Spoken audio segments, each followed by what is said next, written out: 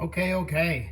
I'm sitting here working on a Duramax sending unit, and what happened was the float fell off, so I lost my gauge.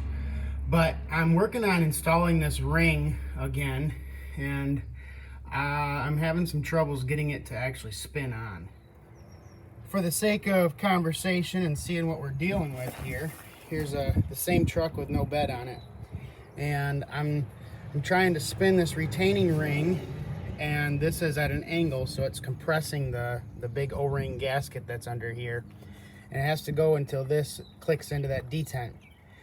Well, they make tools for spinning this, but this tool, I wouldn't be able to get it into there even without the fuel line, and I want to make sure that I don't break this clip off, and so this is what I came up with. I'm working with a glare now, and my pencil's not that dark, so I'm just going to explain to you. I took a set of calipers and measured that I've got 5.3 inches from the inside of the groove to the inside of the groove on the mounting ring. And the groove is about 3/16 of an inch deep and about 300 thousandths wide. And there's the fuel supply and return, and if I could stay about 1.25 inches or 1.2 inches high with my tool, I would clear everything. So that's all my critical stuff there.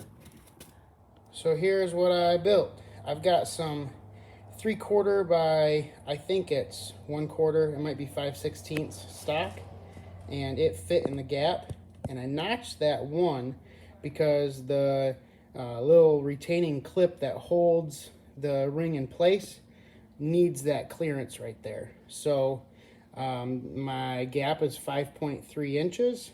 I'm 1.25 inches high, and then I just welded a bolt into the top of it so I can spin it with my ratchet.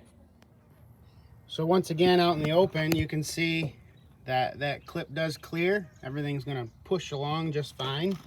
It's gonna grab into those grooves real well. And then with just a 5/8 ratchet and socket, or a 5/8 wrench, I'll be able to spin this no problem. Well, there we go. It took me about 20 minutes or so to build that tool after I took measurements and cut some stuff on the saw and welded it up. I bet I spent 40 minutes yesterday trying to get that ring to punch in place, and it took me about 30 seconds to actually use the tool and pop it all together. Just like that.